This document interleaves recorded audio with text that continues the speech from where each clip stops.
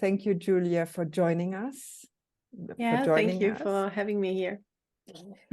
You contributed to the Replacement Child Forum, your podcast, of a grieving mother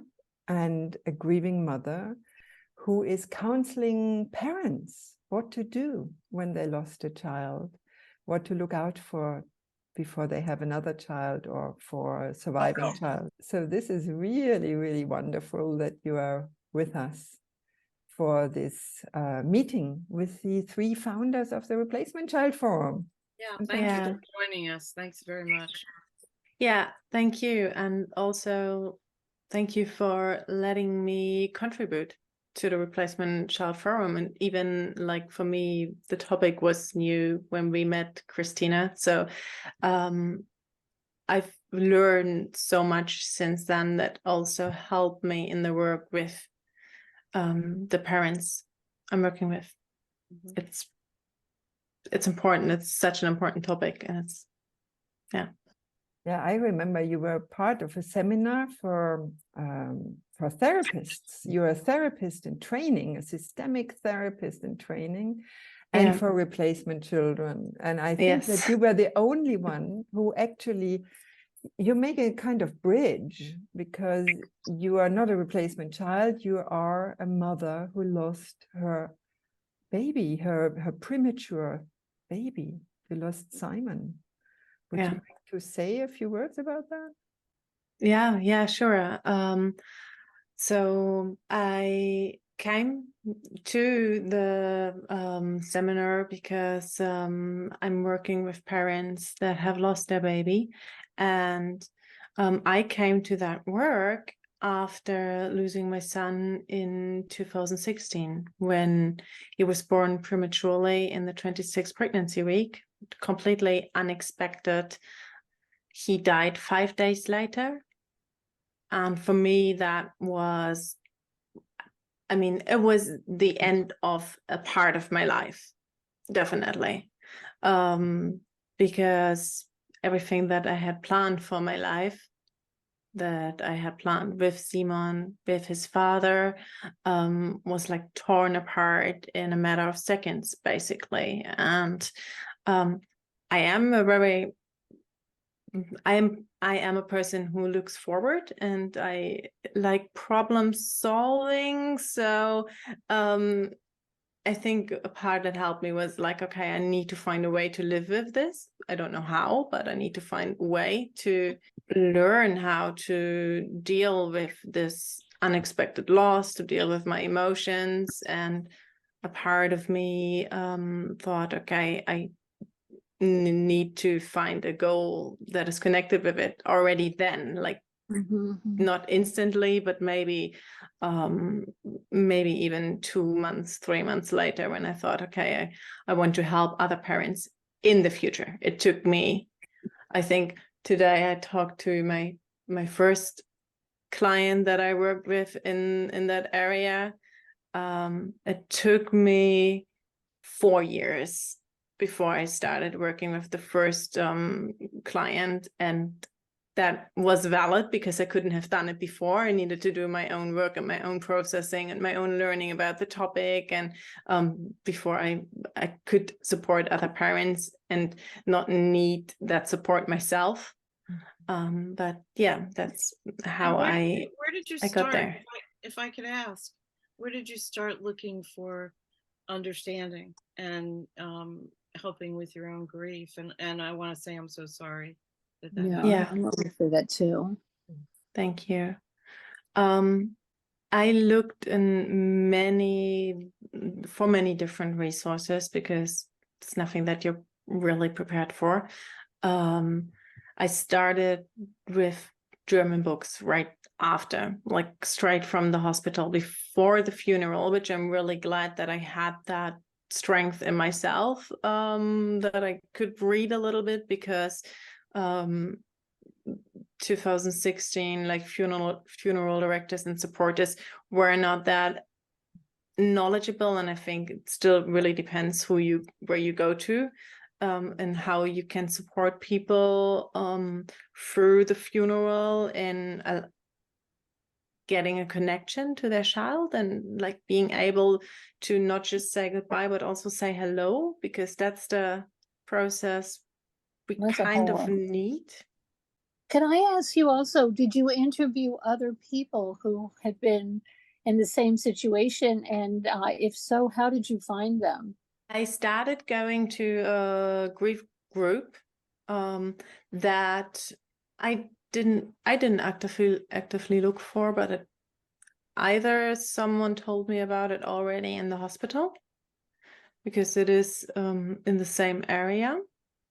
And it's a grief group for bereaved parents in every time frame. So that can be bereaved parents who lost their child when they were 22. So it's not just for bereaved parents who lost their child during pregnancy or shortly afterwards, but it still helped me in one sense. Like, how did I find it? One part was really good because I felt understood in many things that other people couldn't understand. And I realized that some of the thoughts that, for example, that scared me, or I thought I didn't like about myself, like being jealous of other parents with living children, or thinking something bad about parents who are struggling, and thinking like, why do they have children and I don't? And I realized I'm not alone with that. Right, right.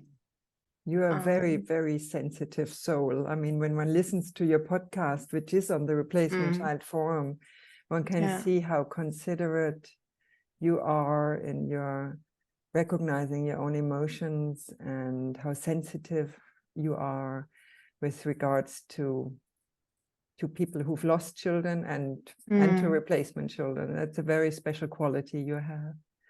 Yeah, thank you. Really very admirable. I wonder, what would be your advice? What are you saying now? You do this work for many years. What is your advice to parents who grieve the loss of a baby or a child?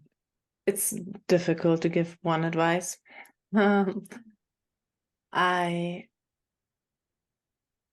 I think one thing I would definitely say is that you don't have to go through this on your own, and I think you shouldn't. It's so much strength in finding someone who supports you through this, and that can look different. And I also work with parents who got different supporters in different stages of their grieving process. Some women that I work with came to me like 1.5 years after their child died, because they realized that there was some part missing, for example. And like, that's one part, like, you don't have to do this on your own, and be aware. And I think acknowledging it, that's important, like not suppressing it, not pushing it in some corner and never looking at that again, allowing you to grieve, learning how to deal with heavy emotions.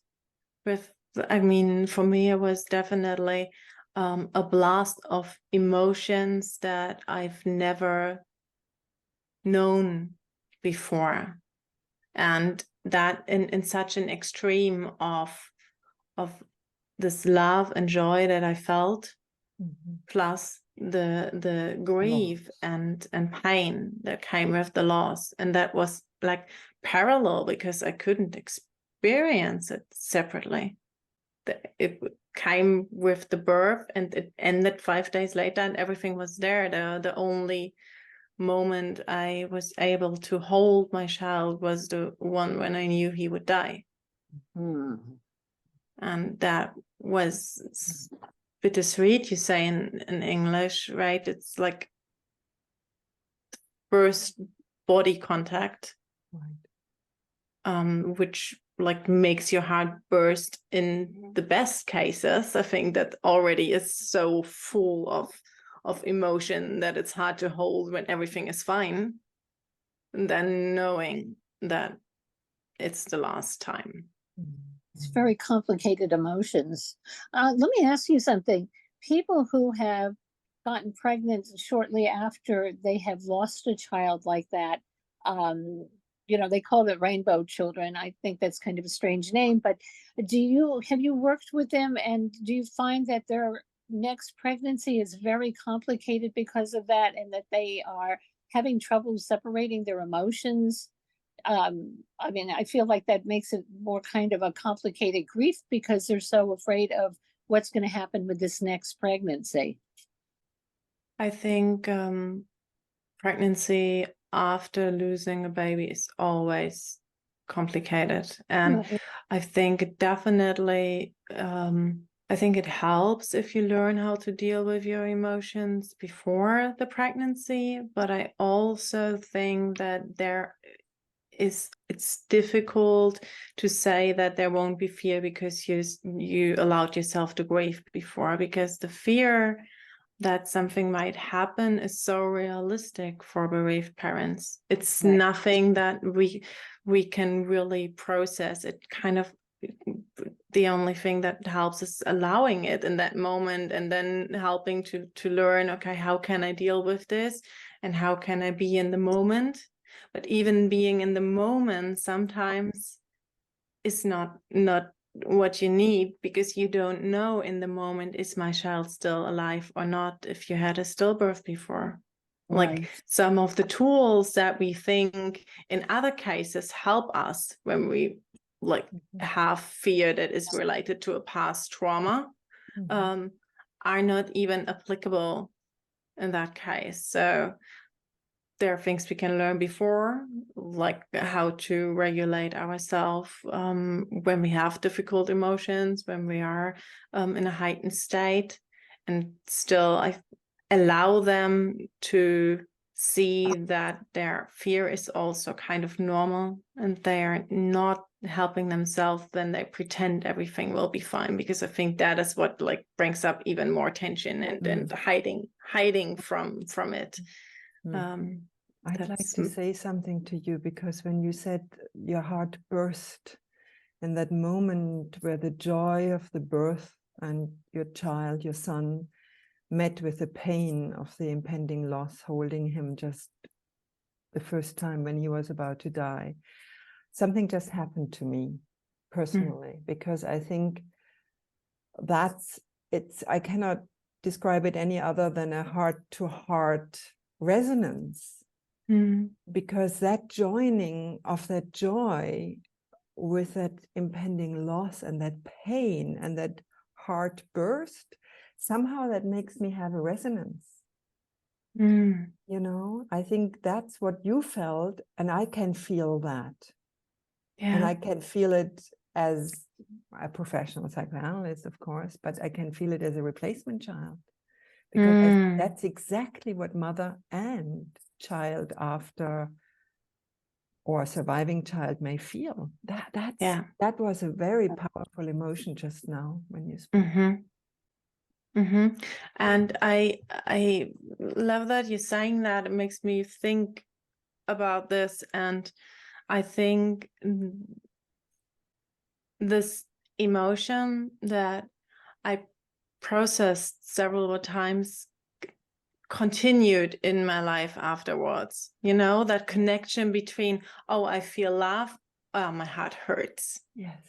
Yes. And of course, parents of a subsequent child will have that, this kind of, yes, this is love, but it still hurts. Yes. It still scares me. It's like a love that is so strong that it's supposed to be directed, and all of a sudden there's no place for it to go. It is a very special, because I remember feeling with both my kids before they were born, I had such love and excitement, and it would only be for them. You can't transfer that to somebody else or something else.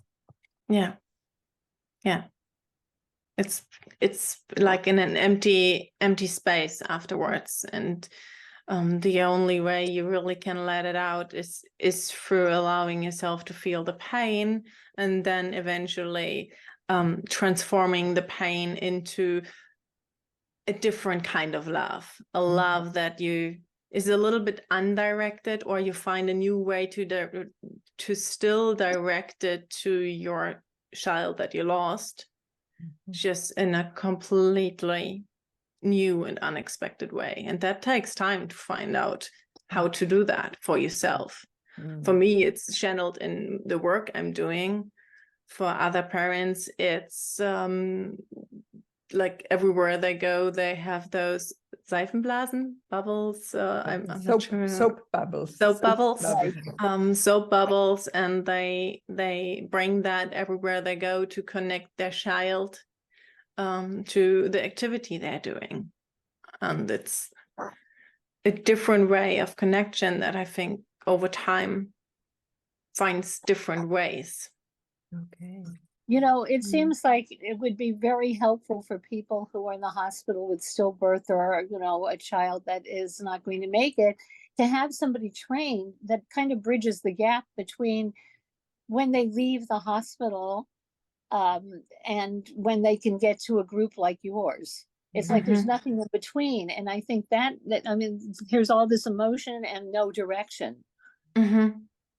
Yeah, it would be. And it would be really helpful too to have someone even during birth, when you give the stillbirth, who's for you there for you then or before, to like be informed about how this could look like and how this could feel and what opportunities you have. I agree with you. Judy, you wanted to say something? No, I was just agreeing, and it you know, I felt that same way that Kristina was saying, that, you know, I thought of my mother when, you know, she had lost her daughter who was 7, and the conflict of love and sadness that she probably felt with my birth. You know, that made me think of, and I've never thought of it that way before. So yeah, I had neither. I think we're all in that same boat. A different way of feeling about it, but you brought that out. It's very, very valuable. And even if that, in a nutshell, you know, the joy and the pain and the gift of life and the loss, if that was taught to midwives and birth attendants and obstetricians and pediatricians and anybody else who is involved in the birth process, including parents, of course, I think that would really be, that would make a difference. I think people are trained for birth. They're not trained for death. You know, and that's so important. It's like what happens with a midwife who is like there at a stillbirth. It is, there is change.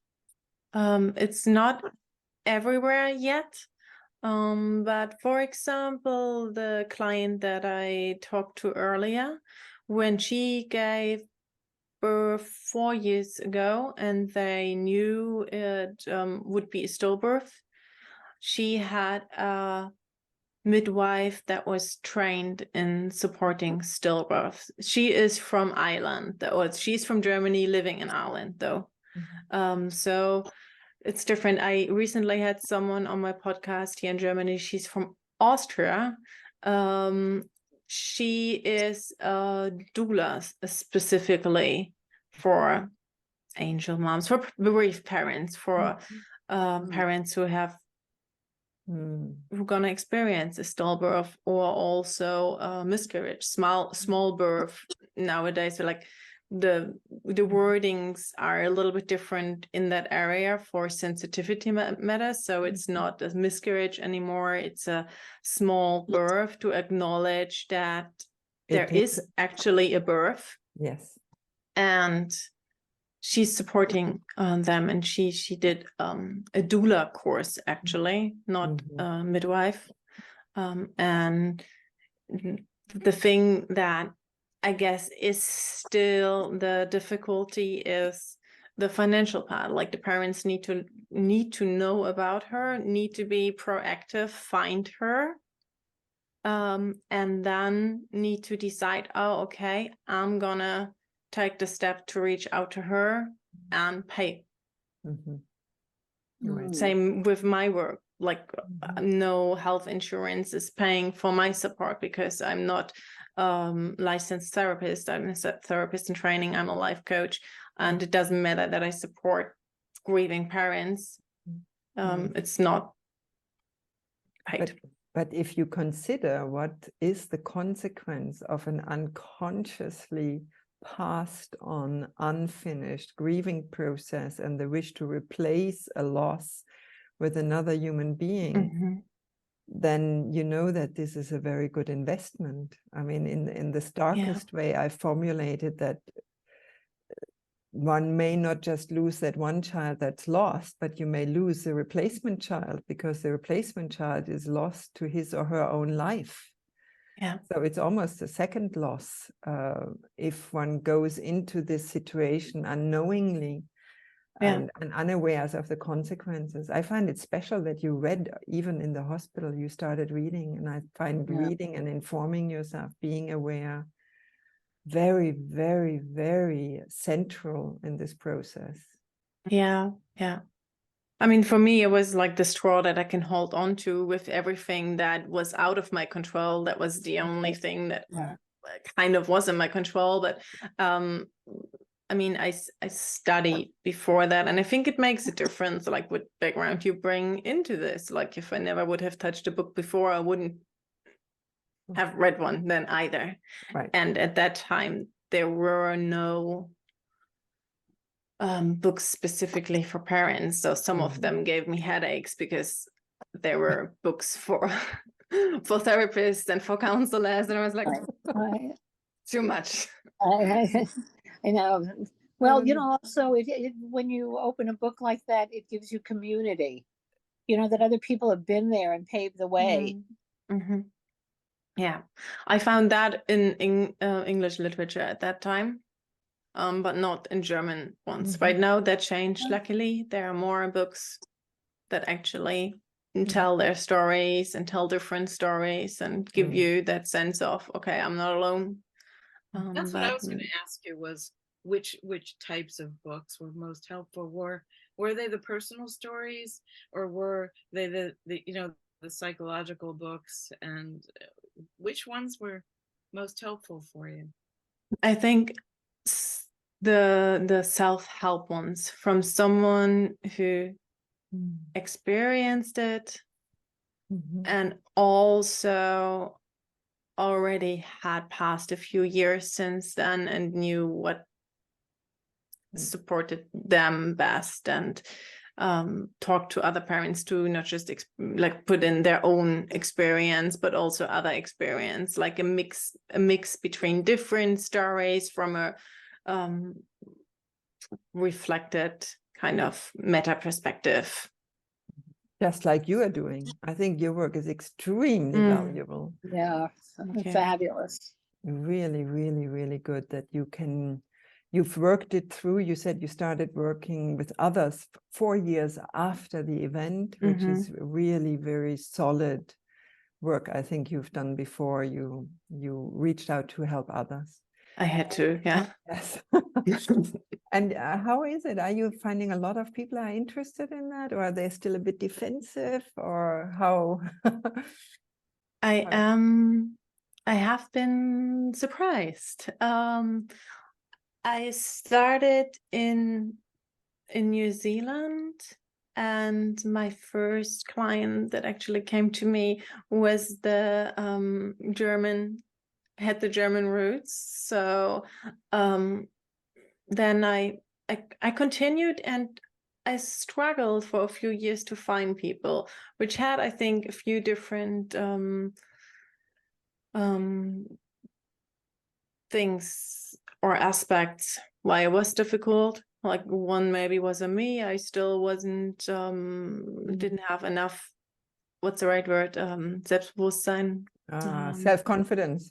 Self-confidence, maybe, like even the like getting myself out there, say something about my work somewhere. It's quite a big step to go somewhere and say, like, okay, I experienced this and I also think I can help you, because I haven't done it before.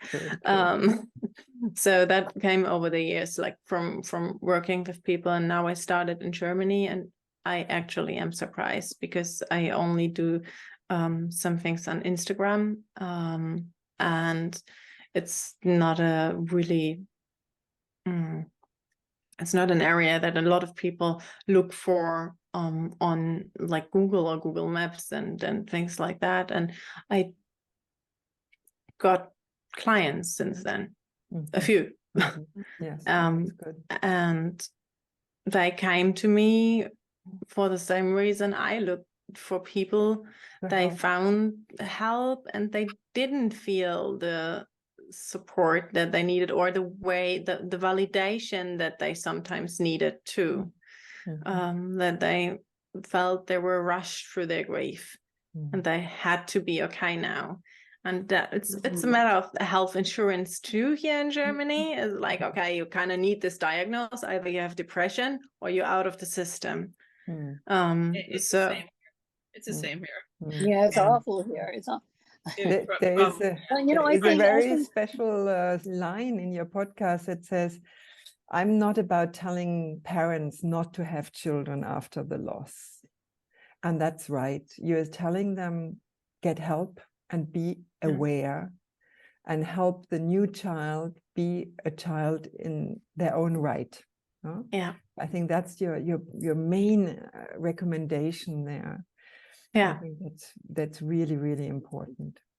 Yeah, and I mean, that's valid for all the parents in one way, right? I mean, there are also parents who haven't lost a child who put their own emotions and project everything on the child, and the more loss we experience, the more we can project and give down to our children. So the more we have experienced things like that, the more we kind of need to work through them on our own. Otherwise, we don't have the chance to not give them to our children. I think that also with miscarriage, that you know, people think, oh, you should be further along in your grief. It wasn't a baby. You know, I've heard people say that they were very upset after a miscarriage because they said, well, to them it was a baby. It was a baby. And that's what Julia just said, that it's a new name now for miscarriage. It's called small birth. I think that's brilliant. It has this great sensitivity. Yeah. And I think the other takeaway I had from your podcast was, please understand parents who lost a child. It was a plea for adult replacement children, I think. You know, don't judge the parents, just see what they went through as well. Yeah. How do we find you on Instagram, by the way? What is your Instagram name? It's Julia Gohlke, like here, just without any space, .de. Now I can follow you and yes. Yeah. It's all in German, I have to admit. Now I moved everything to German because when I started working in English and only Germans came to me, I thought like, okay, that's I don't need to continue doing this. That may change, because I think we need you as an advocate for parents, and parents who sometimes are upset even if they just hear the word replacement child, because they feel faulted. And I think we've just had a really nice meeting and conversation and bridge building and mutual understanding for that pain and joy joined in some way very faithfully. Absolutely. I think it's so important to understand each other. I think it's the other way around too, right? I mean, the people who were in the course or in the seminar who were not professionals, I know they also, it can be triggering for them too, for me to be there. Yes.